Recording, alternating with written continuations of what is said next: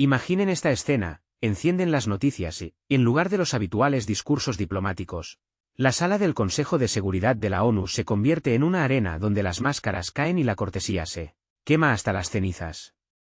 La primera ministra de Estonia, Kaja Kallas, como una gladiadora saliendo a la batalla, se levanta y lanza una acusación a Rusia que deja la sala literalmente paralizada.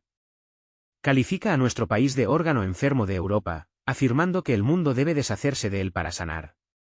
Las cámaras tiemblan, los traductores se quedan sin palabras, y detrás del cristal, los periodistas no pueden creer que aquello se haya dicho en voz alta.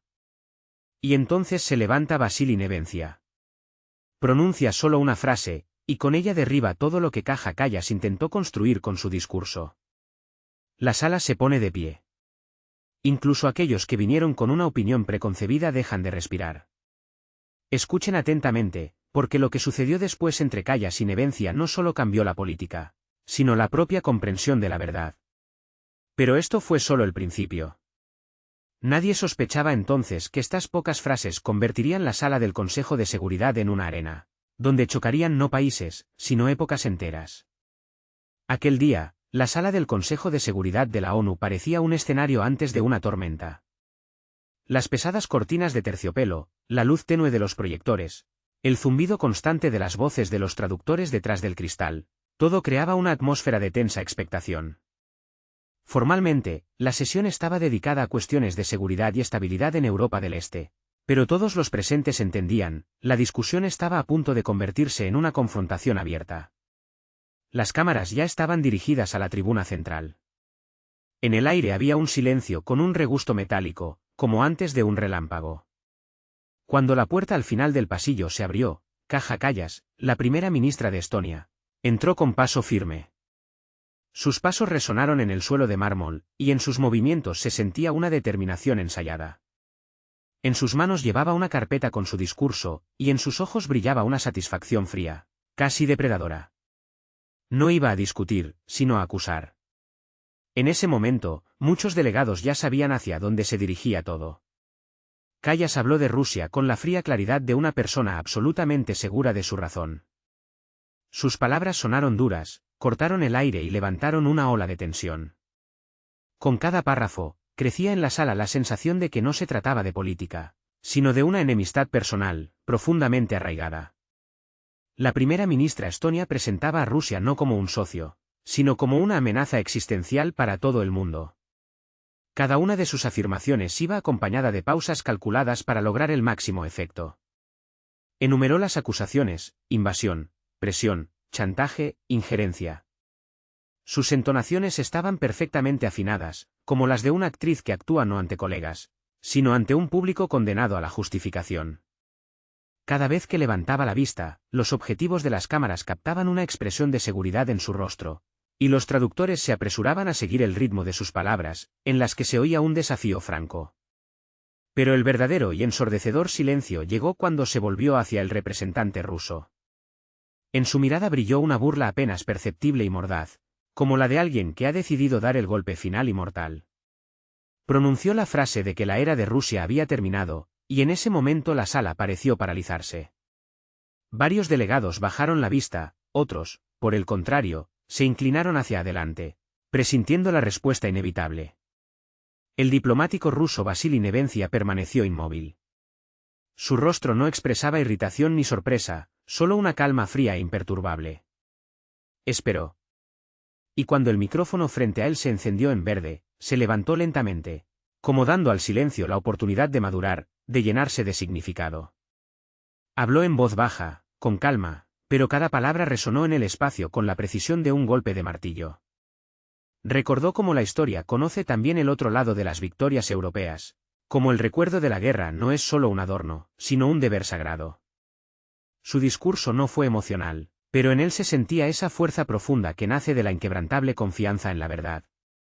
Habló de que Rusia no amenaza, sino que recuerda, y que precisamente esa memoria es lo que impide que el mundo repita los terribles errores del pasado. En ese momento, incluso los traductores empezaron a hablar más bajo, sus voces casi susurraban. Las cámaras se acercaron lentamente para captar las expresiones de los rostros. En algunos, tensión, en otros, incomprensión mezclada con conmoción. Cada frase de Nevencia sonaba como el eco de algo mucho más grande que una simple réplica política. Cuando terminó, un silencio denso y resonante se cernió sobre la sala. Durante unos segundos, nadie se movió. Solo entonces, apenas audiblemente, varias personas aplaudieron. En voz baja, pero con sinceridad, desde el corazón. En ese momento, incluso los oponentes más acérrimos comprendieron que habían escuchado no solo una réplica diplomática, sino palabras que permanecerían para siempre en la crónica de la historia. Una nueva y preocupante página se abrió en la crónica de los acontecimientos internacionales.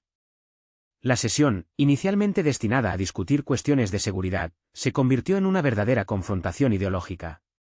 Dos figuras se encontraban en el centro de atención, el representante de Rusia y la primera ministra de Estonia. Cuando Kaja Kallas, la primera ministra de Estonia, pronunció su discurso, su rostro delataba una irritación oculta, aunque intentaba mantener una apariencia de seguridad. En sus ojos brilló una sonrisa breve y forzada, como una máscara destinada a ocultar sus verdaderas emociones. La tensión en la sala era tan palpable que parecía que se podía tocar. Todos entendían, esto era solo el comienzo de un duelo que pasaría a la historia no solo de la diplomacia, sino de toda una época. Los periodistas en la tribuna de prensa se miraron, sin apartar las manos de las cámaras. Incluso los corresponsales más experimentados admitieron, hoy el aire en la sala es denso, casi físicamente palpable. Los discursos protocolares habituales se habían transformado en un verdadero choque ideológico, donde cada palabra tenía un peso capaz de cambiar la percepción del mundo. Cuando se anunció el receso de la sesión, los delegados se dispersaron lentamente, como si intentaran no asustar el raro silencio que se había cernido después de lo dicho. Y aunque formalmente la sesión trataba sobre seguridad, todos sentían, no se trataba de fronteras, sino de memoria, dignidad y el miedo a la propia historia. Así terminó la primera ronda. En la sala, donde normalmente reinaba la cortesía política, por primera vez en mucho tiempo se escuchó una verdad que no se podía ignorar. Y a todos les esperaba un día en el que las palabras se convertirían en armas y el silencio, en juicio. Tras una breve pausa, la sala volvió a llenarse de sonidos de pasos, el susurro de papeles y el suave murmullo de las voces de los traductores. La luz de los focos se hizo más brillante y el aire más denso. Nadie hablaba en voz alta, pero todos entendían, la confrontación entre el representante ruso y la primera ministra estonia se había convertido ahora en el centro de toda la sesión. Cuando Kallas se levantó de nuevo de la mesa, en su andar se sentía una irritación disfrazada de confianza. Ya no leía de una hoja, ahora hablaba de memoria, como si cada palabra hubiera sido pulida de antemano para las cámaras. Su voz sonaba clara, fría, y las pausas, como golpes de martillo. Afirmaba que Europa ya no tenía que agradecer a Rusia por el pasado, que la victoria en la guerra no era monopolio de un solo pueblo, sino un logro común de la paz. Y que si Rusia seguía considerándose un liberador, lo hacía solo porque vivía de mitos. Con cada frase, su tono se hacía más duro y su mirada, más aguda. La sala se sintió incómoda. Incluso algunos delegados occidentales se miraron. Las frases sonaban demasiado arriesgadas. Pero Kallas parecía disfrutar del momento. Dijo que el ejército soviético no trajo libertad, sino una nueva cautividad, que la memoria de la que Rusia se enorgullecía no era luz, sino sombra. Su discurso se parecía cada vez más a una condena que a una declaración. En los rostros de los oyentes aparecía cada vez más tensión. Algunos delegados asiáticos bajaron la mirada, otros latinoamericanos sacudieron la cabeza. Los traductores tropezaban con las palabras, buscando formulaciones que sonaran neutrales, pero no había neutralidad en ese discurso. Cuando Kaja terminó, la sala se sumió en el silencio, incluso el susurro de los papeles cesó. Entonces, lentamente, se levantó Vasili Nevencia, el representante de Rusia. No se apresuró, como si diera a las palabras de su oponente la oportunidad de resonar hasta el final. Su rostro permanecía sereno, pero en esa serenidad se sentía una fuerza que no necesitaba grandes gestos. Habló de la memoria como un deber, no como un trofeo, de que la historia no pertenece a quienes la reescriben a su antojo. No discutió, simplemente recordó. Recordó quién abrió las puertas de los campos, quién marchó a Berlín a través de las ruinas, quién perdió millones de personas para que otros pudieran vivir sin miedo. Sus palabras sonaron como un golpe suave en la mesa, después del cual no había nada más que añadir. La sala escuchaba, incluso las cámaras parecían haber dejado de hacer ruido. La luz se reflejaba en la mesa, y en los rostros de los delegados se congeló la expresión de esa misma perplejidad, cuando los argumentos pierden sentido ante los hechos. Dijo que la memoria no es un arma, a menos que se intente destruirla, que el olvido es el camino más corto hacia la repetición de la tragedia, que un mundo que se niega a reconocer la verdad se está cavando su propia tumba, y que el respeto no es adoración al pasado, sino honestidad ante él. Estas palabras no fueron acompañadas de gestos o patetismo, pero precisamente por eso sonaron más fuertes que cualquier acusación. No había amenazas en ellas, solo el cansancio de un hombre que había visto cómo la historia se repite una y otra vez. Cuando terminó, varios delegados aplaudieron con cautela. Los aplausos fueron breves, informales, pero en ellos se sentía un apoyo verdadero y sincero. La mirada de Callas flaqueó. Intentó mantener en su rostro una expresión fría e impasible, pero las comisuras de sus labios temblaban traicioneramente. En ese momento, debió darse cuenta, la sala había dejado de estar de su lado. Sus acusaciones se convirtieron en un eco resonante que volvió a ella misma, como un boomerang. Incluso los periodistas occidentales, normalmente rápidos para las notas sarcásticas y los comentarios mordaces, guardaron silencio. Simplemente registraron todo lo que sucedía con las cámaras, comprendiendo que habían sido testigos de un choque diplomático rarísimo, donde las palabras pesaban mucho más que cualquier arma. Cuando se anunció de nuevo un breve receso, la sala no se vació de inmediato. La gente permanecía en los pasillos, intercambiando frases cortas y entrecortadas, mirándose. En el aire flotaba no una hostilidad política, sino más bien una conciencia humana de que acababa de resonar algo que iba mucho más allá de la retórica protocolaria habitual. Los periodistas en la sala de prensa ya escribían frenéticamente titulares: ONU, una disputa que dividió la sala. Estonia contra Rusia, un duelo diplomático al límite. Pero los que estaban dentro entendían, no se trataba tanto de diplomacia como de algo mucho más profundo. Era una disputa de memoria y ambiciones, de generaciones e ideología, de verdad y de un miedo profundamente arraigado a ella. Cuando las cámaras se apagaron, Nevencia, en silencio y sin prisa, guardó sus papeles, miró tranquilamente a la sala y asintió apenas perceptiblemente a uno de sus colegas. En su rostro no se leía ni orgullo ni ira, solo una calma absoluta e inquebrantable. Sabía que había dicho todo lo necesario, y el resto lo decidiría ahora el tiempo implacable. En ese mismo momento, la disputa dejó de ser simplemente diplomacia. Se convirtió en un espejo en el que cada país vio no a un vecino, sino a sí mismo, sus verdaderos motivos, sus miedos más profundos. La siguiente sesión comenzó ese mismo día, pero la atmósfera ya había cambiado radicalmente. El aire se sentía más denso, más electrificado, como antes de una tormenta inminente que aún no había pasado, solo se había escondido. Los periodistas llenaron las gradas hasta el tope, las cámaras parpadeaban con luces rojas y los traductores se ajustaban los auriculares nerviosamente, presintiendo la intensidad de las pasiones. Nadie fingía ya que se trataba de una discusión rutinaria más. Todos entendían, la confrontación continuaba, y solo estaba ganando impulso. Caja Callas volvió al micrófono primero. Esta vez, en su voz no solo había seguridad, sino también una ira apenas disimulada, hábilmente velada con formulaciones diplomáticas. Dijo que Europa había tardado demasiado en llamar a las cosas por su nombre, que la Unión Soviética, que trajo la llamada liberación, en realidad solo trajo una nueva y aún más insidiosa dependencia. Afirmó que los monumentos que se alzaban en las plazas no recordaban la libertad, sino un miedo que lo abarcaba todo. Cada palabra golpeaba la sala como un martillo sobre un yunque. Incluso quienes apoyaban su posición parecían tensos, rígidos. Demasiado de su discurso no era diplomacia, sino acusaciones francas e inapelables.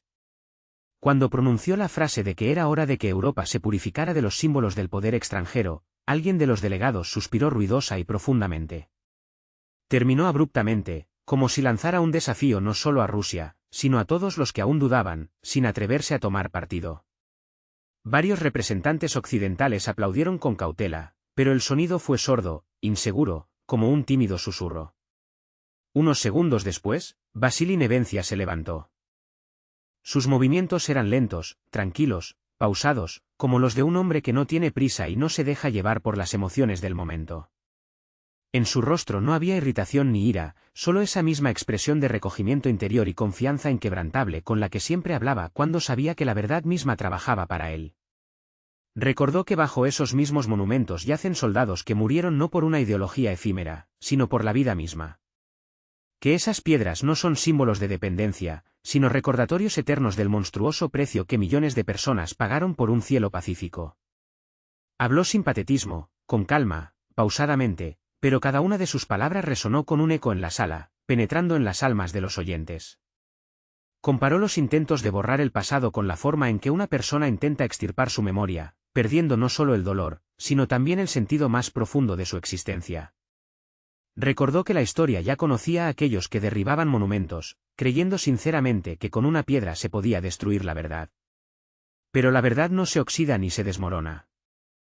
Simplemente espera pacientemente a que la gente vuelva a ella para comprender su grandeza. Estas palabras no fueron un ataque. En ellas se sentía una tristeza tranquila y profunda. Y precisamente por eso sonaron mucho más fuerte que cualquier acusación, incluso la más feroz. En algún momento, se hizo tanto silencio que se podía oír claramente cómo caía un bolígrafo sobre la mesa del traductor. Incluso las cámaras dejaron de moverse, como si se hubieran congelado a la espera. Cuando Nevencia terminó, no hubo aplausos en la sala. Solo un silencio atronador.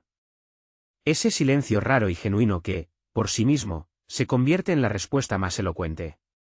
Caja Callas permaneció sentada con la espalda recta, pero los dedos de sus manos temblaban ligeramente, delatando su tensión interna.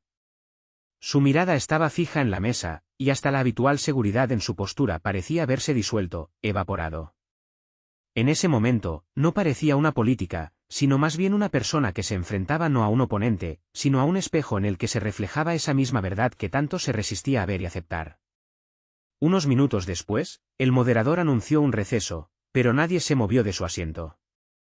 Los delegados permanecieron inmóviles, como temiendo romper la barrera invisible que acababa de separar la pulcra retórica diplomática de la conciencia humana. Cuando la gente finalmente comenzó a levantarse de sus asientos, en sus rostros se veían las más diversas expresiones. Algunos intentaban ocultar su desconcierto, otros, por el contrario, contenían su respeto. Varios representantes de países asiáticos se acercaron al delegado ruso, intercambiando breves pero firmes apretones de manos. No se necesitaron palabras. Todo ya había sido dicho. En los pasillos, donde normalmente reinaba un leve bullicio, esta vez se instaló un raro y resonante silencio. Incluso los periodistas susurraban, como conspiradores. Un corresponsal de un canal de televisión británico anotó en su libreta una frase que podría ser el titular de toda una época: hoy, por primera vez en muchos años, el silencio sonó más fuerte que las declaraciones. Cuando se reanudó la sesión, en la sala ya no se sentía solo tensión, sino algo mucho más profundo. La conciencia de que la disputa había cruzado un umbral invisible. Ya no era un diálogo entre países, sino un verdadero choque de cosmovisiones, donde la historia, la moral e incluso el miedo irracional se encontraban en una misma balanza. Los periodistas tras el cristal captaban cada movimiento, cada gesto. Las cámaras registraban los rostros, cansados, tensos, pensativos. Incluso aquellos que no estaban directamente involucrados en esta acalorada discusión entendían, en este choque había algo más que un simple intercambio político. Cuando el moderador volvió a dar la palabra al representante de Estonia, la sala pareció exhalar, anticipando la continuación. Todos entendían, la continuación llegaría, pero ahora no podía ser la misma. Cuando la sesión se reanudó, Caja Callas subió a la tribuna con un rostro diferente al del inicio del debate. En su mirada apareció algo nuevo, una mezcla de ira y obstinación, un deseo desesperado de recuperar el control de una situación que, quizás, ya estaba perdiendo irremediablemente. En la sala reinaba un silencio pesado y opresivo. Los delegados permanecían sentados, con las manos cuidadosamente apoyadas en las mesas, la mirada fija al frente. Parecía que incluso el aire en la sala se había vuelto más denso, como si esperara el choque inevitable. La primera ministra estonia comenzó su discurso con la misma frialdad y pulcra firmeza. Dijo que Europa estaba cansada de vivir a la sombra del pasado, que la memoria no debía ser grilletes y la libertad, una justificación para errores ajenos. En sus palabras se sentía una profunda amargura, como si no hablara de política, sino de sus propias heridas personales. Repitió que el continente no podía avanzar mientras adoraba piedras y fechas que dividían a las personas en vencedores y vencidos. Cada una de sus frases sonaba como una declaración cuidadosamente calculada para lograr el máximo efecto. En la sala, los traductores comenzaron a moverse. Sus voces sonaban amortiguadas, tropezando con formulaciones complejas. Algunos representantes africanos fruncieron el ceño, algunos delegados asiáticos desviaron la mirada, evitando el contacto directo. Incluso entre los aliados de Kaya se sentía una ligera e imperceptible tensión. Habló de la Segunda Guerra Mundial como si estuviera reescribiendo su significado, adaptándolo a su propia y conveniente versión. Dijo que la victoria fue común, no mérito personal de nadie, que Europa misma se levantó de las ruinas, que los tanques soviéticos no trajeron liberación, sino que simplemente reemplazaron una bandera por otra. Estas palabras cayeron en la sala como pesadas piedras arrojadas a un agua tranquila. Incluso el moderador, acostumbrado a las declaraciones más atrevidas y provocadoras, levantó la vista de la mesa, sin ocultar su asombro. Varios segundos de silencio se extendieron, antes de que Vasili Nevencia se levantara de nuevo. No se apresuró, como si permitiera que la sala sintiera por sí misma todo el peso de lo dicho. Su mirada era tranquila, sus movimientos pausados y precisos.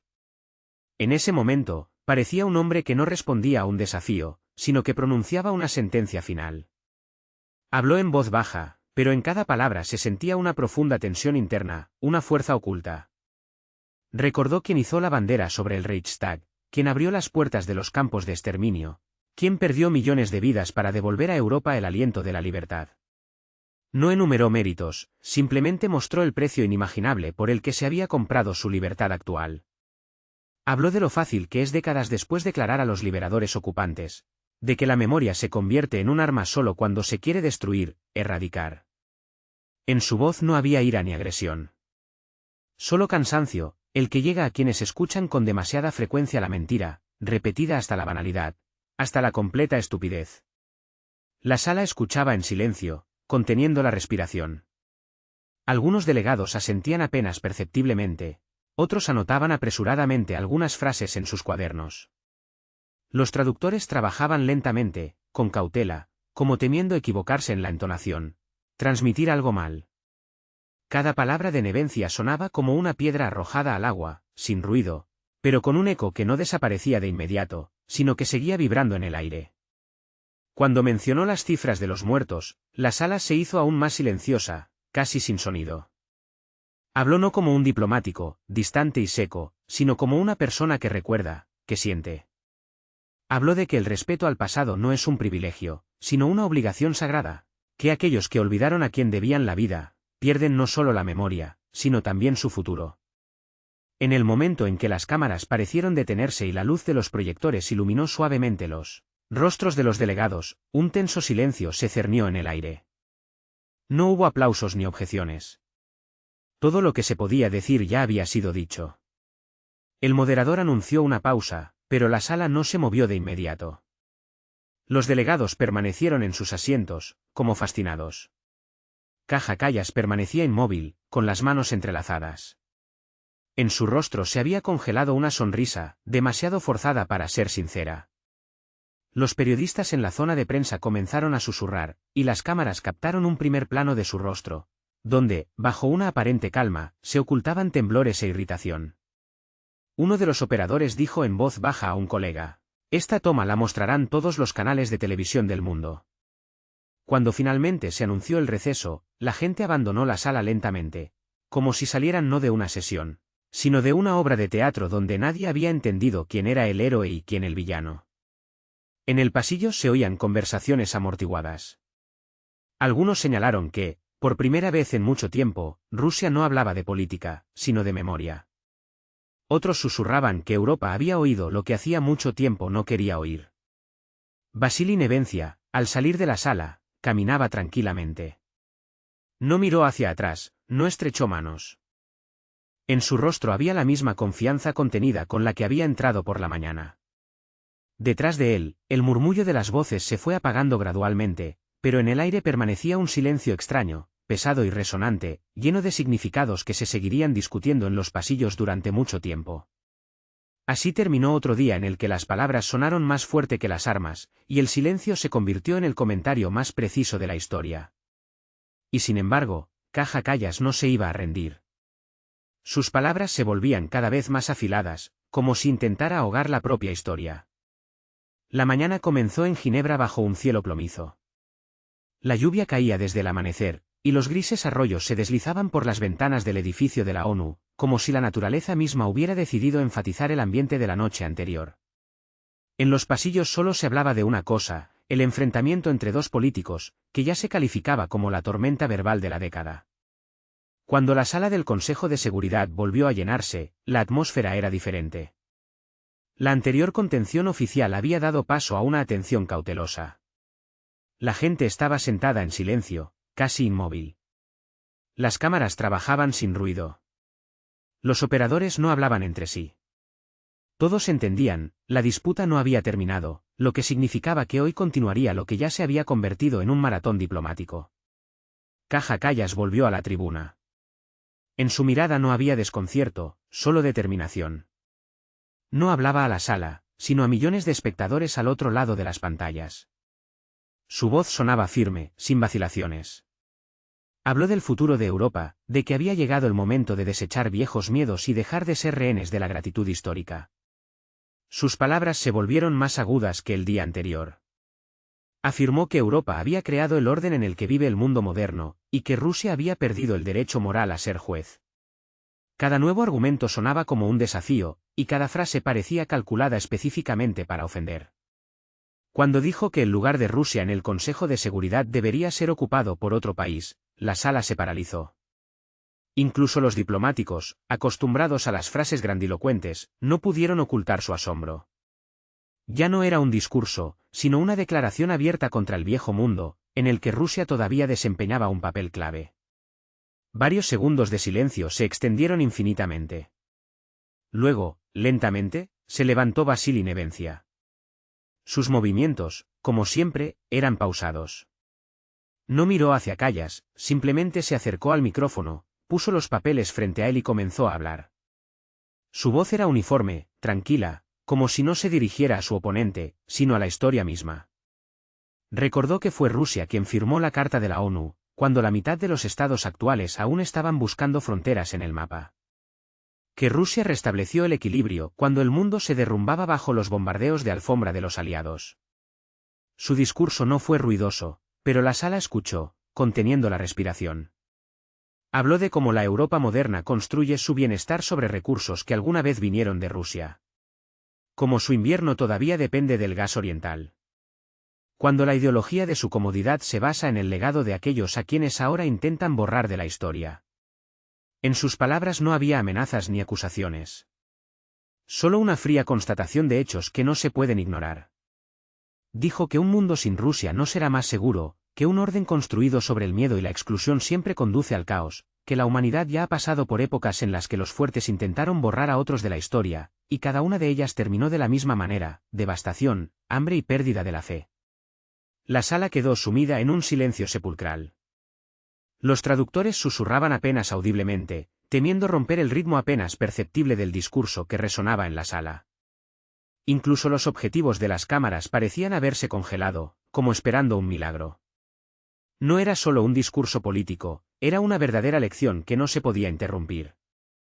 Cuando Vasili Nevencia terminó, nadie aplaudió. Pero en ese silencio total, había algo mucho más significativo que un estruendoso aplauso. Era un reconocimiento. La gente simplemente permanecía sentada, inmersa en sus pensamientos, tratando de asimilar lo escuchado.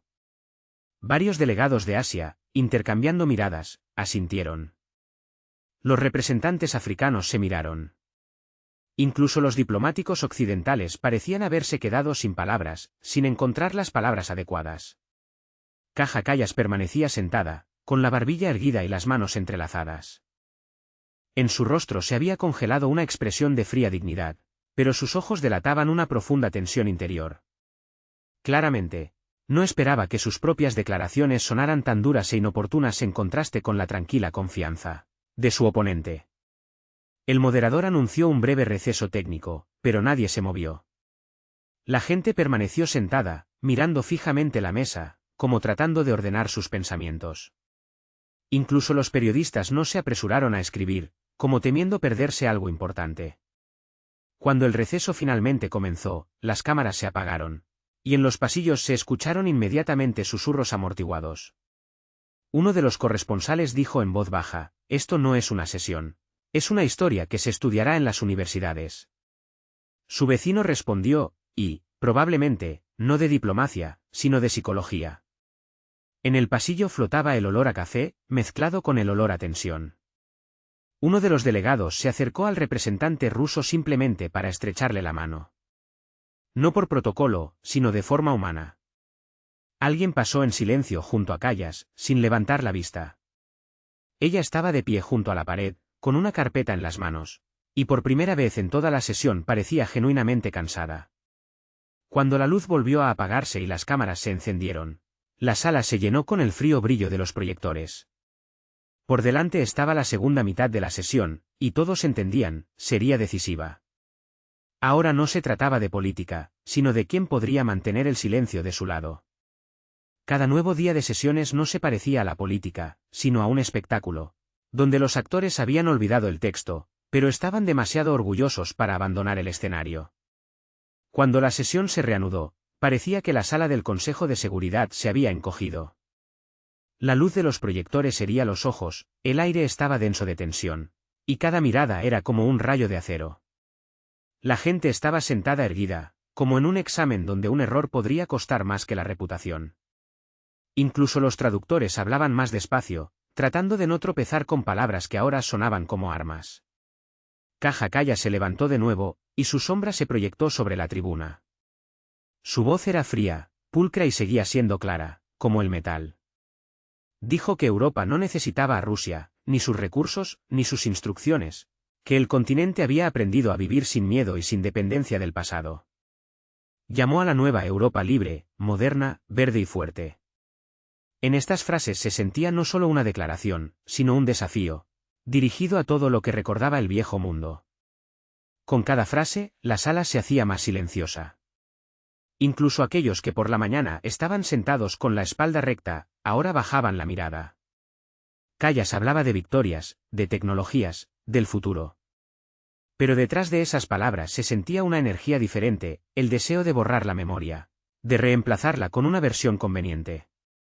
Afirmó que Europa había resistido sin el gas ruso, había sobrevivido al invierno y había demostrado al mundo entero que podía prescindir de la ayuda oriental. Su voz sonaba orgullosa, casi triunfal. Repitió que ahora Europa tenía un nuevo camino, y Rusia se había quedado atrás, como un símbolo del pasado del que el continente finalmente se había deshecho. La sala escuchaba, pero ya no aplaudía. Todos entendían, no se estaba pronunciando un discurso sobre el futuro, sino un intento de renegar de aquello sobre lo que se construyó ese futuro. Al final, pronunció una frase que a muchos les provocó un escalofrío: Rusia es una advertencia, no un ejemplo. Y entonces, Vasili Nevencia se levantó de nuevo. Esta vez lo hizo lentamente, como dando a sus palabras la oportunidad de asentarse después de la explosión. Su rostro permanecía tranquilo, casi impasible. No tomó papeles en sus manos, simplemente miró a la sala, y su voz sonó baja, pero clara, como si cada palabra atravesara el metal. Dijo que Europa podía enorgullecerse de sus éxitos, pero debía recordar sobre qué cimientos se asentaban, que cada turbina de su nueva energía verde estaba hecha de metal extraído del mismo lugar donde una vez se derramó sangre, que cada auge económico de Europa no comenzó con ideas, sino con recursos, y que incluso hoy su independencia se paga con los esfuerzos de otros. Dijo que la verdadera libertad no se mide por cifras secas de cuentas bancarias o porcentajes del PIB. La libertad, según él, es ante todo la capacidad de ser honesto con el propio pasado. Y Europa, como sutilmente señaló, nunca logró liberarse de Rusia. Solo cambió una dependencia, más barata y pragmática, por otra, mucho más cara. Era la dependencia de la ideología, del miedo, de la ilusión de su propia infalibilidad. La sala lo escuchaba, conteniendo la respiración, como hipnotizada. Las palabras, pronunciadas sin alarde, en voz baja, pero penetrantes, eran más pesadas que cualquier acusación. Incluso las cámaras se detuvieron, temiendo perderse un solo gesto, una sola expresión facial. En estas frases no había agresión ni amenazas abiertas. Solo una claridad fría y sobria. Recordó que Rusia no busca venganza, ni intenta demostrar su superioridad. Simplemente observa cómo Europa se castiga a sí misma, renunciando voluntariamente a la memoria histórica sobre la que una vez creció todo el continente. La verdadera debilidad, en su opinión, no radica en reconocer los errores del pasado, sino en el cobarde miedo a enfrentarlos. Cuando cayó, un silencio se cernió en la sala, tan profundo, como una biblioteca después de un terremoto. Durante unos segundos, nadie se movió. Incluso el zumbido habitual de los aires acondicionados pareció cesar. Luego se escuchó un ligero aplauso, uno, luego otro. No fueron aplausos estruendosos y unánimes. Más bien, fueron signos de respeto cautelosos, casi reverentes, hacia lo que se había dicho, sin malicia, pero con una fuerza que no se podía ignorar. Kaja Kallas permaneció inmóvil. Se esforzaba por mantener una expresión de indiferencia en su rostro, pero los dedos que temblaban nerviosamente en la carpeta delataban su tensión interna. Detrás de ella, uno de sus asesores le susurró algo, pero ella no reaccionó. Su mirada estaba fija en el micrófono, como si estuviera ensayando mentalmente una nueva frase que debía devolverle la ventaja perdida. Los periodistas detrás del cristal tecleaban frenéticamente. Uno de ellos anotó en sus apuntes, no alzó la voz, pero hizo callar a todos. Otro añadió: cuando los argumentos se convierten en historia, la política deja de ser un juego. La sesión concluyó con un murmullo de aplausos que subían y bajaban como las olas de la marea. Los delegados se levantaron, se miraron, algunos sonrieron, otros evitaron las miradas. Nadie quería ser el primero en abandonar la sala, como si temieran romper una regla tácita.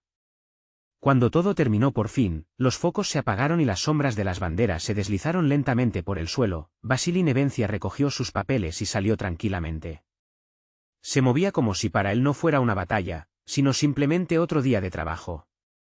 La puerta se cerró tras él, y solo entonces Kaja Kallas se permitió una breve y entrecortada inspiración, como si finalmente liberara algo que la oprimía por dentro.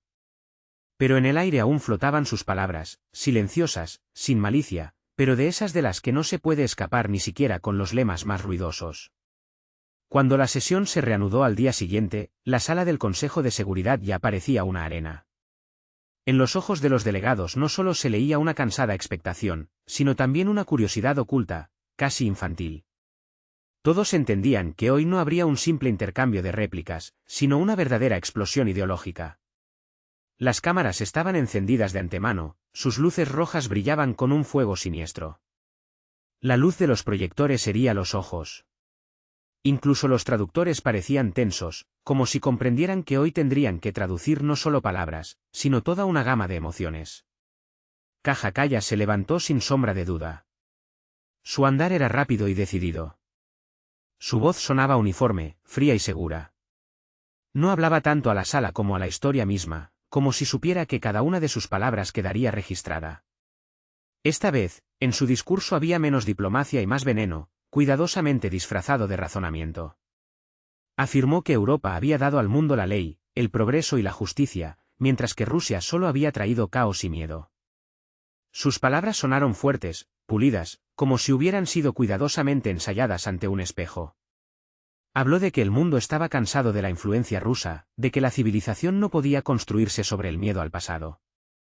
Pero en su voz se colaba una inseguridad, casi imperceptible, pero detectable.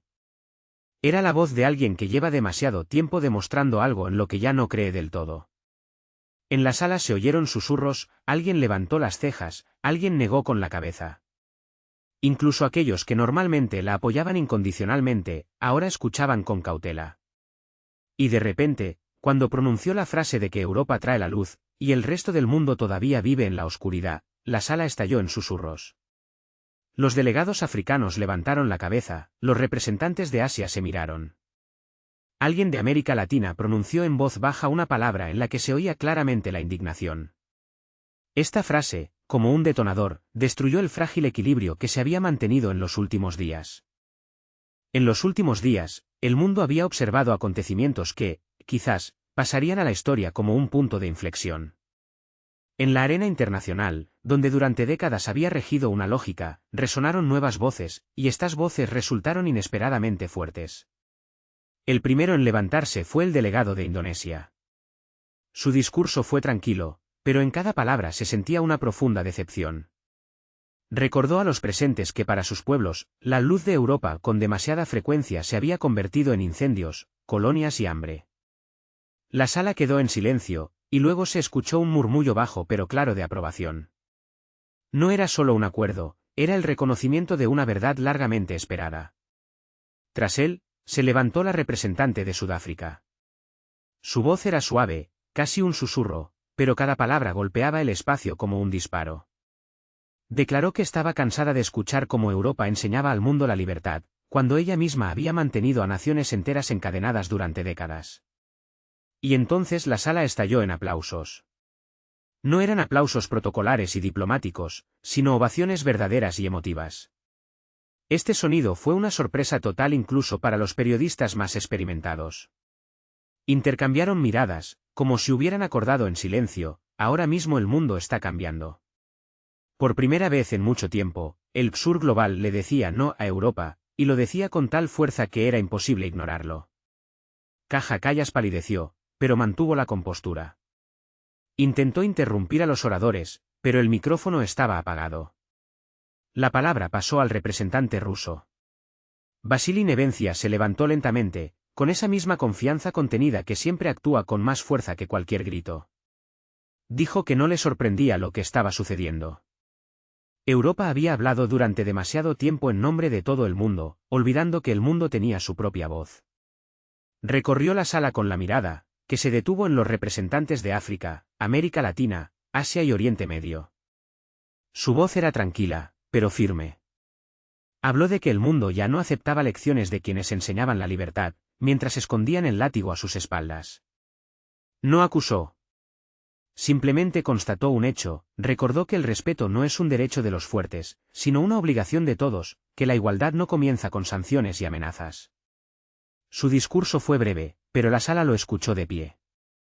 Cuando terminó, nadie aplaudió de inmediato, como si esperaran que alguien más intentara objetar, pero nadie se atrevió. Caja Callas permanecía inmóvil. Sus labios estaban apretados y su mirada fija. Sus palabras, que ayer sonaban como lemas seguros, ahora parecían ajenas, vacías. El mundo a su alrededor, parecía, había cambiado, y ya no a su favor. El moderador anunció un receso, pero nadie se apresuró a abandonar la sala. La gente conversaba en susurros. Algunos tomaban notas, otros simplemente miraban al suelo, asimilando lo que estaba sucediendo. Incluso los periodistas no se levantaron de inmediato. Todos sentían que habían sido testigos de un momento en que el orden establecido comenzaba a resquebrajarse. Detrás del cristal, uno de los corresponsales dijo en voz baja, «Hoy Europa escuchó por primera vez la voz de aquellos a quienes antes no escuchaba».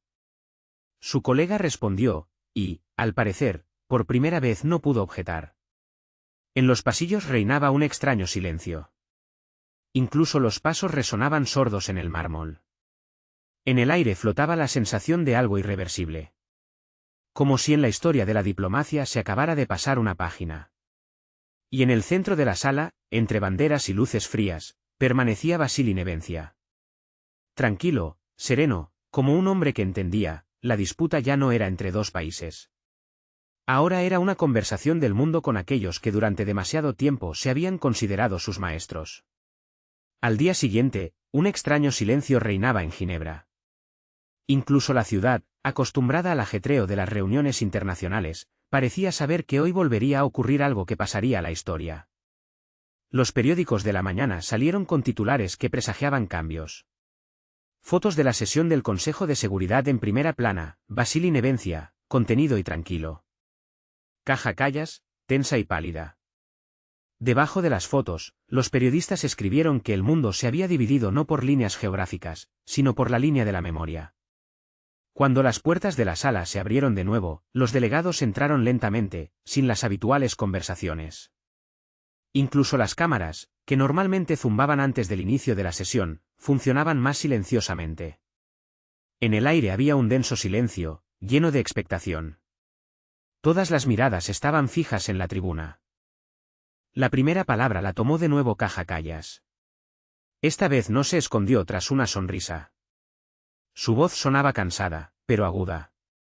Dijo que el mundo no podía ser justo mientras el pasado lo mantuviera cautivo.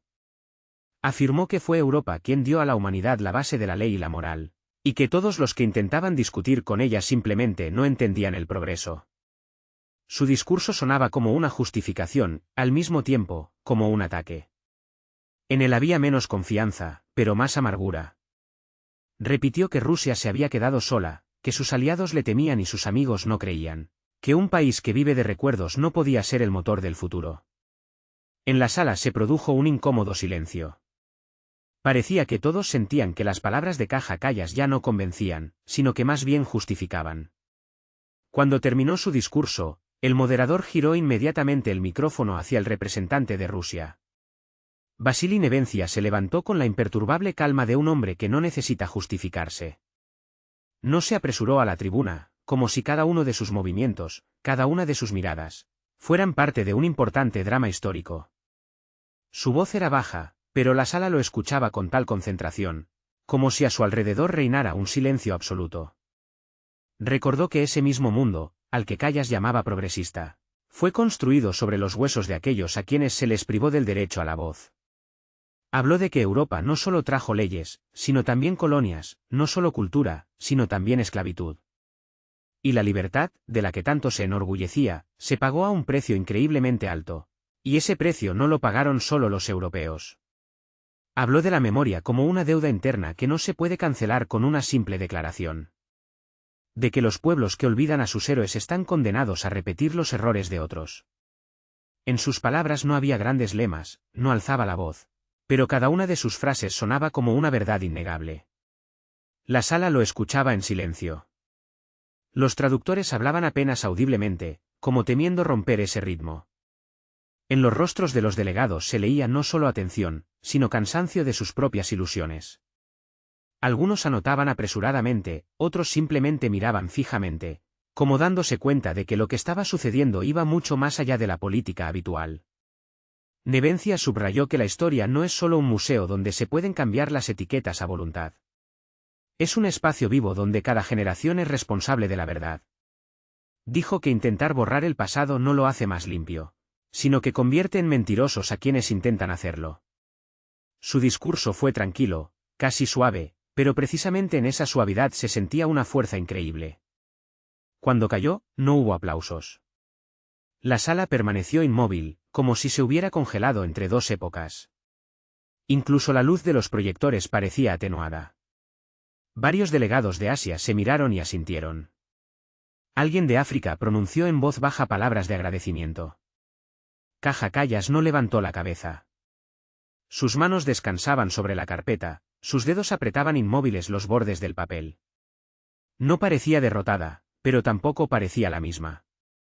En sus ojos apareció esa sombra que deja la conciencia de que la disputa no fue con una persona, sino con una memoria que es imposible reescribir. Tras la sesión, los periodistas se agolparon en los pasillos. Los reporteros hablaron de un duelo moral, de un momento de verdad, de una grieta entre continentes. Pero los que estaban dentro comprendieron perfectamente, no era solo un choque de puntos de vista. Era un verdadero juicio de la historia, sin veredicto, sin vencedores evidentes, pero con un resultado completamente claro. Cuando todos se dispersaron, la sala quedó vacía. En la tribuna solo quedaron las banderas y las luces tenues. En un rincón, una cámara olvidada por el operador. Su luz roja seguía parpadeando. Y esa luz solitaria recordaba que las palabras pronunciadas allí ya no desaparecerían. Serían contadas, reinterpretadas, y cada uno elegiría qué creer, la memoria o la conveniencia. Vasili Nevencia fue el último en abandonar la sala. Sus pasos resonaron uniformemente, sin prisa. Fuera, comenzó a llover, y en el reflejo del cristal apareció por un instante su rostro, tranquilo, sereno, como si supiera que no había dicho nada superfluo. Y en algún lugar al otro extremo del pasillo, Kaja Kallas estaba de pie junto a la ventana, mirando la ciudad mojada, y por primera vez en toda la sesión no parecía una vencedora, sino una persona que sentía un verdadero frío. La mañana de la siguiente sesión comenzó bajo la luz de lámparas deslumbrantemente blancas. Dentro de la sala reinaba un silencio tenso. Parecía que el aire vibraba con la tensión acumulada. Los traductores permanecían inmóviles. Los periodistas tenían las cámaras listas, pero casi nadie hablaba. Todos entendían, este era el final. Hoy debía terminar la disputa que ya había trascendido la diplomacia. Cuando Kaja Kallas se levantó, un ligero murmullo recorrió la sala. Su andar era decidido, su rostro inexpresivo. Ya no sonreía. Ahora no hablaba la vanidad, sino el resentimiento, mezclado con amargura. Su voz sonó áspera, como si deliberadamente enfatizara cada palabra para que cortara el aire. Declaró que el mundo estaba cansado de Rusia, de sus amenazas, de su política del miedo. Que un Estado que mantiene a sus vecinos en tensión no puede llamarse defensor de la paz. Sus palabras sonaron como un acto de acusación. Repitió que Rusia vivía del pasado, que su orgullo no se basaba en logros, sino en el miedo a reconocer errores. La sala, conteniendo la respiración, escuchaba. Algunos bajaron la mirada, otros, por el contrario, se inclinaron hacia adelante, como anticipando la respuesta. Cuando pronunció la frase de que Rusia era un país al que el mundo ya no temía, un silencio atronador se cernió en el espacio. Incluso el zumbido rítmico de los aires acondicionados se hizo más claro. Y entonces, sin prisa, sin un solo gesto ostentoso, se levantó Vasili Nevencia. En la sala se hizo aún más silencio, y su voz, uniforme y tranquila, sonó con esa seguridad que es propia de quien las palabras no son un instrumento de ataque, sino una medida de la verdad. Dijo que el miedo no es algo que emana de Rusia, sino algo con lo que el mundo mismo vive, temiendo reconocer su propia culpa. Bajo el pretexto de la libertad, dijo, Europa había construido durante mucho tiempo una verdadera fábrica de miedo, miedo a perder el poder, la influencia, la superioridad. Recordó que precisamente aquellos que más acusan son los que más a menudo se esconden detrás de lemas para no ver su propia debilidad. Sus palabras sonaron en voz baja, pero con cada frase ganaban peso, se hacían más pesadas. Dijo que Rusia no amenaza. Solo recuerda a qué conduce el olvido. Que el miedo, del que tanto habla Europa, no es miedo a Rusia, sino miedo al espejo en el que se reflejan sus propios errores. La sala escuchó inmóvil. Kaja Kallas permaneció sentada con la espalda recta, la barbilla alta, pero sus ojos delataban una ira interna. Ya no podía ocultar su irritación cuando Nevencia dijo que el mundo no guardaba silencio porque temiera a Rusia, sino porque se temía a sí mismo. La sala pareció exhalar. Varias personas se miraron. Esto se dijo de forma sencilla, sin teatralidad, pero sonó como una sentencia. Habló de hipocresía, de cómo el mundo justifica la guerra llamándola operación humanitaria, cómo destruye estados bajo el lema de la libertad. No mencionó nombres, pero todos entendieron de quién se trataba. Con cada párrafo, su voz se volvía más suave, pero el significado, más agudo, más incisivo. Dijo que la verdadera amenaza para el mundo no está en los tanques ni en las fronteras. La verdadera amenaza está en las personas que llaman política a la mentira. Que aquellos que enseñan a otros la democracia, ellos mismos temen la opinión de su propio pueblo. Que Europa construye un frágil muro de palabras, detrás del cual esconde un vacío creciente. La sala permaneció en silencio, luego alguien aplaudió suavemente. Uno, luego otro. Un momento después, los aplausos llenaron el espacio. No eran entusiastas, ni ruidosos, sino sinceros. La gente aplaudía no por la política, sino por esa honestidad que tan raramente se escucha en muros donde cada palabra pasa por innumerables filtros. Kaja Kallas permanecía inmóvil, sus labios pálidos, su mirada fija en la tribuna. Parecía que las palabras de Nevencia le habían quitado la posibilidad de responder. Varias cámaras captaron un primer plano de su rostro, y en esas imágenes no se leía fuerza, sino desconcierto. Cuando los aplausos cesaron, el moderador propuso pasar al siguiente punto, pero la sala no se movió. Nadie quería romper el silencio que había quedado después del discurso.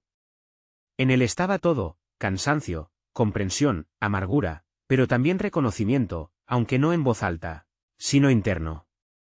Más tarde, los periodistas llamarían a este momento el silencio después de la tormenta. Algunos dirían que fue el fin de la confrontación, otros, el comienzo de una nueva conversación mundial, donde por primera vez en mucho tiempo la gente escuchó no posiciones, sino un significado profundo. Después de la sesión, Kaja Kallas salió primero al pasillo. Sus pasos resonaron. Vasili Nevencia la siguió. No intercambiaron miradas, pero la diferencia en su andar decía más que cualquier palabra. Él caminaba lenta y tranquilamente. Ella, rápidamente, como si se apresurara a abandonar un espacio donde cada mirada le recordaba su derrota. Afuera, la misma lluvia tamborileaba en el techo, y el cielo colgaba bajo, como la bóveda de una antigua catedral. Los periodistas estaban en la salida, pero nadie se atrevió a acercarse con una pregunta. Todos sabían, las respuestas ya habían sido dadas. El último día de sesiones comenzó con un silencio inusual. Incluso los guardias en la entrada del edificio hablaban en susurros, como si no quisieran perturbar la atmósfera que se cernía sobre la ciudad. La mañana de Ginebra era fría y húmeda. La lluvia se deslizaba lentamente por las fachadas de cristal, y dentro ya se reunían los delegados. Todos entendían, hoy se pronunciarían las últimas palabras que pondrían fin a la disputa, que se había convertido en un reflejo de un mundo dividido. La sala del Consejo de Seguridad tenía un aspecto diferente. La luz era más suave que antes, pero las sombras eran más profundas. La gente estaba sentada sin el habitual intercambio de frases, como si cada uno intentara comprender qué quedaba por decir después de todo lo sucedido. Las cámaras funcionaban en silencio, como si también ellas sintieran que solo debían observar. Kaja Kallas entró en la sala sin compañía. Su rostro, tranquilo y casi impasible, no delataba emociones, pero sus ojos, al parecer, conservaban la huella de una noche de insomnio. Delante de ella, sobre la mesa, yacía la ya conocida carpeta, la misma, arrugada, con las esquinas dobladas, que la había acompañado desde el primer día. Cuando el moderador pronunció su nombre, se levantó sin la menor demora. Su voz sonó inesperadamente suave. En ella ya no había el desafío anterior, esa altanería orgullosa. Solo cansancio y un insistente deseo de demostrar que todavía controlaba la situación. Habló de que Europa no tenía por qué seguir siendo rehén del pasado, que cada generación tiene el derecho inalienable de escribir su propia historia desde cero. Argumentó que el continente, que había soportado tantas guerras y crisis, merecía el derecho a vivir sin los constantes recordatorios del dolor pasado. Kallas repitió que el mundo debía avanzar, no mirar hacia atrás.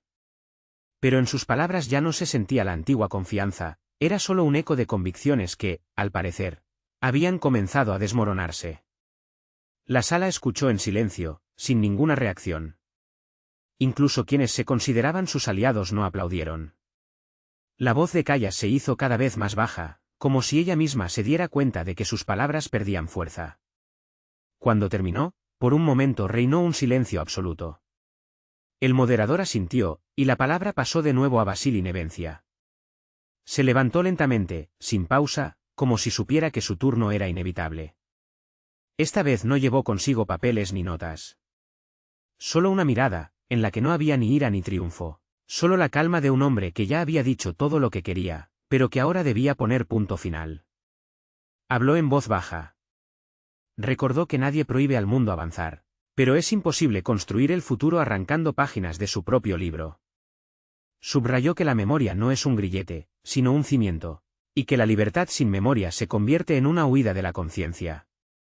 Dijo que los pueblos que olvidan a quien deben la vida, pierden no solo el pasado, sino el sentido mismo de su existencia. Que ningún monumento exige adoración, pero todos exigen respeto.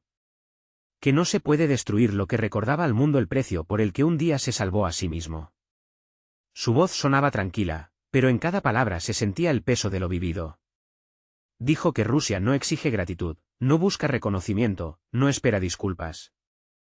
Simplemente no permitirá que el mundo mienta, porque una mentira, repetida durante el tiempo suficiente, se convierte en una nueva historia. Y esa, quizás, es el arma más peligrosa de todas. La sala guardó silencio.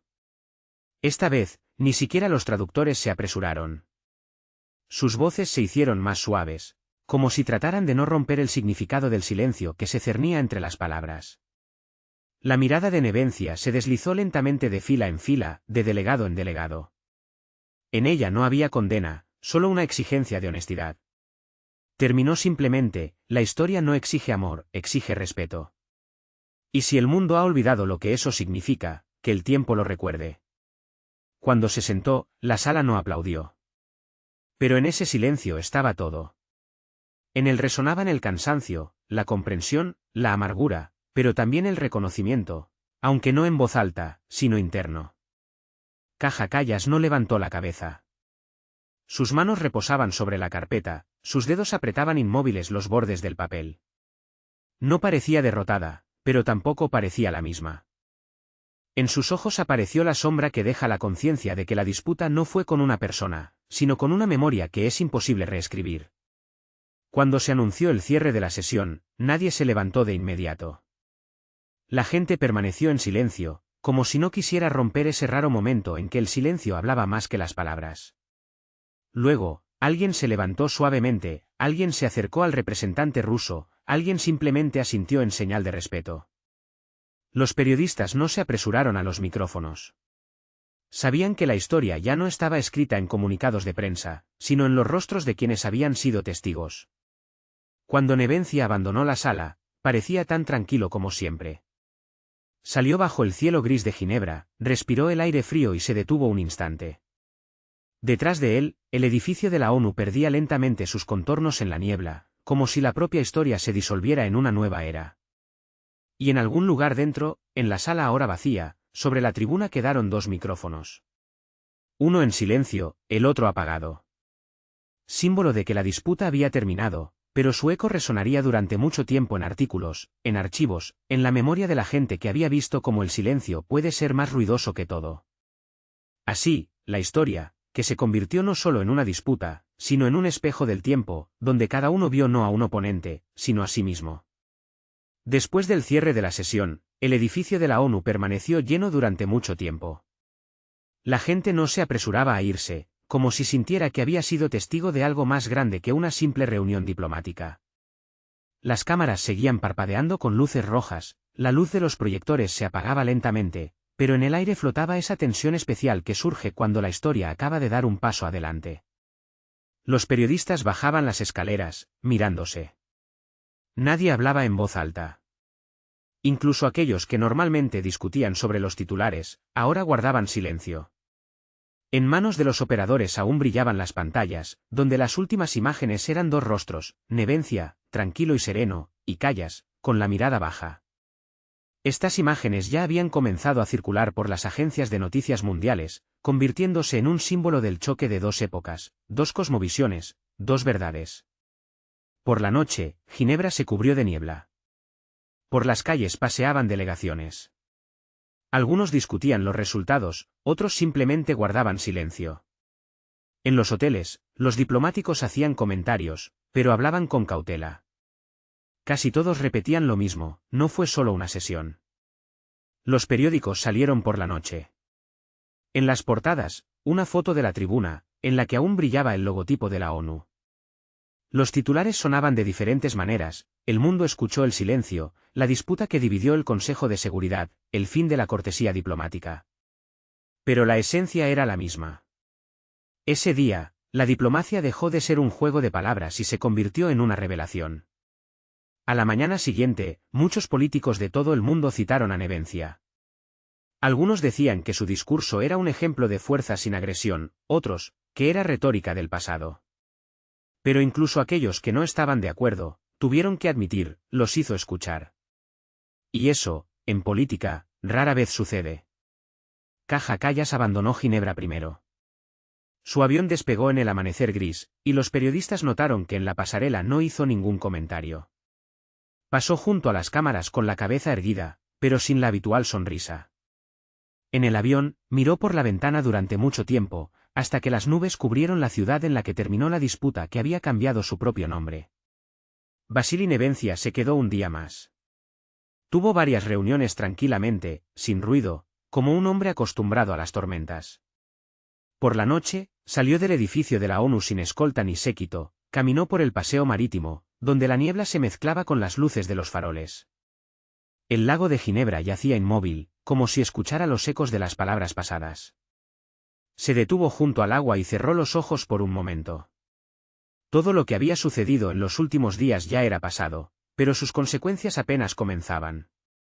Sabía que los discursos serían reescritos, analizados, discutidos, buscando en ellos el subtexto, pero la esencia seguiría siendo la misma. Alguien, por primera vez, dijo la verdad sin malicia, y alguien, por primera vez, no pudo responder. Esa noche, en Nueva York y Bruselas, se celebraron reuniones de emergencia. Los políticos discutían cómo reaccionar.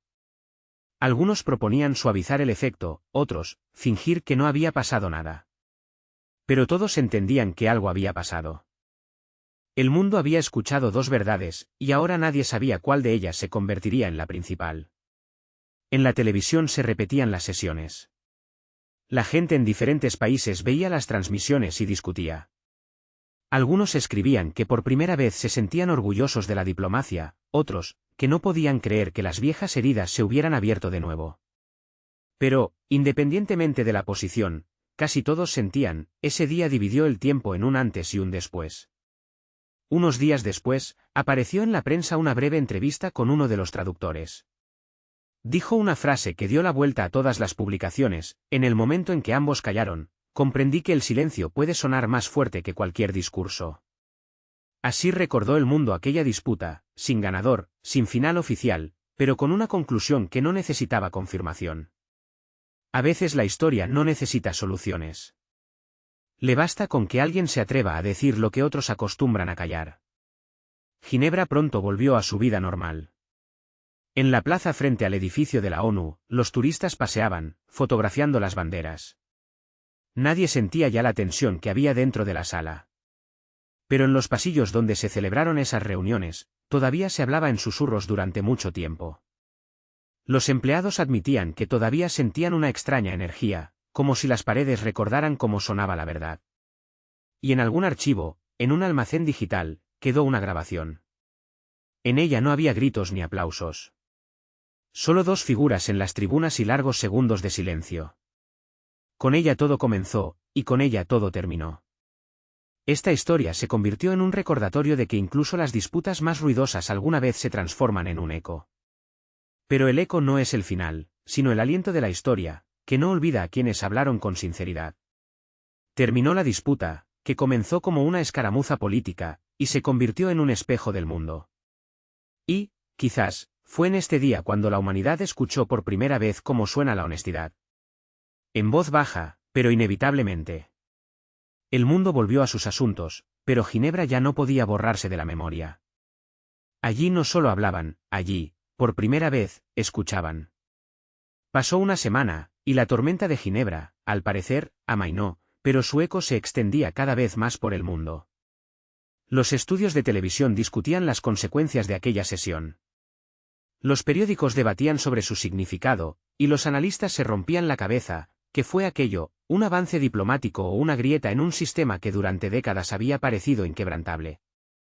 En todos los rincones del planeta se recordaba aquel día. En las universidades se daban conferencias sobre la disputa de Ginebra. En las redes sociales se citaban frases cortas, sacadas de contexto, y en algún programa de entrevistas se intentaba juzgar quién había salido victorioso. Pero cuanto más duraban las discusiones, más claro quedaba: no había vencedores. Este conflicto se convirtió en un símbolo del cansancio del mundo de los eslóganes, del miedo, de la costumbre de ver la historia solo a través de una lente conveniente. Personas ajenas a la política escribieron que, por primera vez en muchos años, sintieron como la diplomacia dejaba de ser un juego y se convertía en una conversación sobre la conciencia. En Europa, muchos políticos intentaron suavizar las consecuencias, surgieron nuevas declaraciones, sutiles justificaciones de que las frases habían sido sacadas de contexto. Pero el público ya había visto la grabación. Había visto cómo temblaban los dedos, cómo la mirada se desviaba cuando las palabras dejaban de seguir el guión. En Rusia, la sesión se recordaba de otra manera, sin grandes lemas y sin triunfo. Simplemente como un momento en que el país, por primera vez en mucho tiempo, habló no por la fuerza, sino a través de la memoria. Muchos comentaristas señalaron que el discurso de Nevencia no fue una defensa de la política, sino una defensa de la dignidad humana, que no se puede comprar ni imponer. Fuera de Europa, la reacción fue aún más silenciosa, pero más profunda. En los países de Asia, África y América Latina, se revisó la grabación completa. Allí no se discutía de política, allí se escuchaba la entonación. Ese tono especial, en el que no sonaba orgullo, sino cansancio. En ese tono se reconocieron los pueblos que también tuvieron que defender su derecho a la memoria. Unos días después, las agencias de noticias internacionales publicaron el ranking de los acontecimientos más importantes del mes. En primer lugar se encontraba la sesión del Consejo de Seguridad. Ni las operaciones militares ni las decisiones económicas pudieron eclipsar el momento en que una frase cambió el ambiente de toda la sala. La historia no exige amor, exige respeto. En los pasillos se comentaba que, después de Ginebra, el tono de las reuniones internacionales había cambiado. El discurso dejó de ser un instrumento de presión. Ahora, detrás de cada palabra se buscaba un significado, detrás de cada silencio, una postura. Incluso los principales canales de televisión admitieron que a la gente le resultaba más interesante escuchar no las acusaciones, sino las pausas entre ellas. Un día, semanas después, un corresponsal de una revista se encontró con Vasily Nevencia en el aeropuerto. Él estaba de pie junto a la ventana, mirando la pista de aterrizaje, con una carpeta común sin distintivos en las manos. A la pregunta del periodista sobre el impacto de su discurso, respondió: simplemente recordé que el tiempo no se puede engañar. Esta frase se extendió por el mundo tan rápido como su intervención.